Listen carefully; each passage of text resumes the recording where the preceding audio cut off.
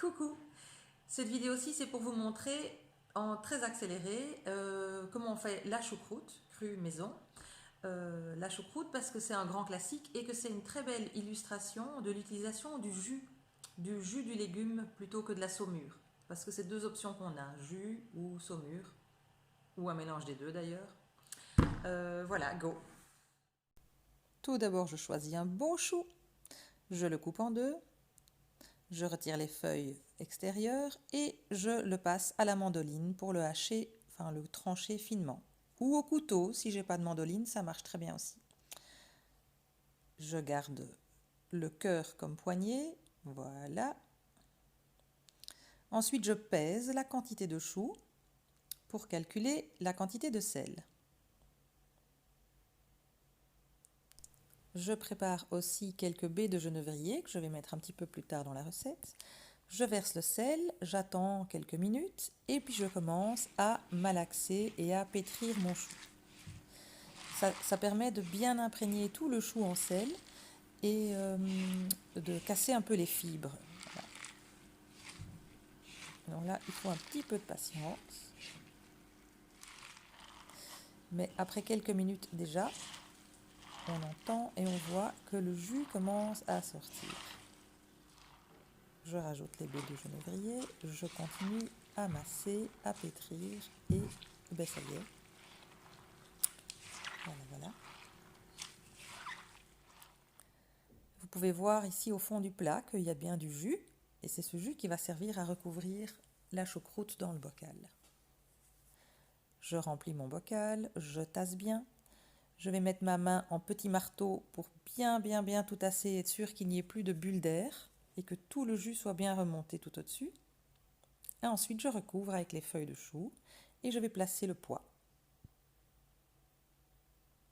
Et puis, je referme mon bocal. On voit bien que tout est sous le niveau du jus. Si ce n'est pas le cas, je peux rajouter un peu de saumure et je n'oublie pas de noter la date à laquelle je l'ai fait.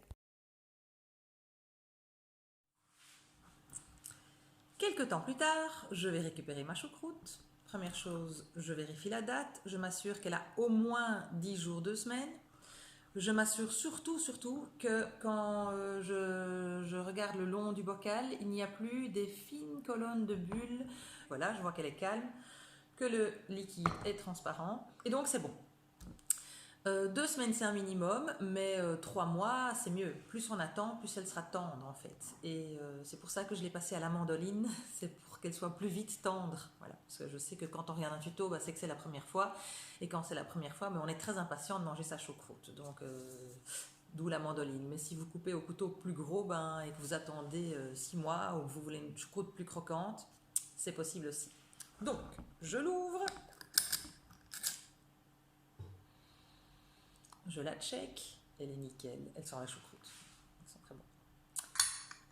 Je retire les pois, je retire le couvercle,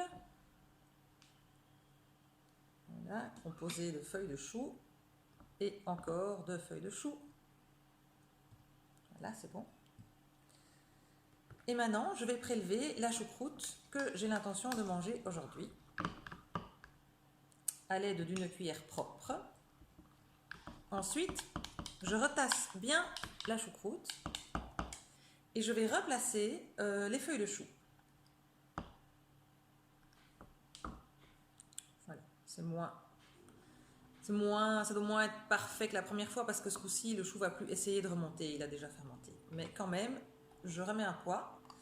Et là, si je vois que je n'ai plus assez de jus, ou que j'ai plus du tout de jus, je peux rajouter un petit peu de saumure, pas trop évidemment parce que ça va diluer le goût à la longue, mais il est impératif pour la conserver qu'elle reste sous le niveau de l'eau, toujours la même chose. Voilà. Si vous voulez plus de détails techniques, allez voir donc la vidéo extensive qui explique tout et qui s'appelle Réussir ses légumes lactofermentés. Voilà. Et que j'ai faite. Voilà. Ensuite, je referme. Et maintenant, comme il a été ouvert, je le range au frigo. Voilà. Il va rester au frigo jusqu'à ce que j'ai tout consommé. Voilà.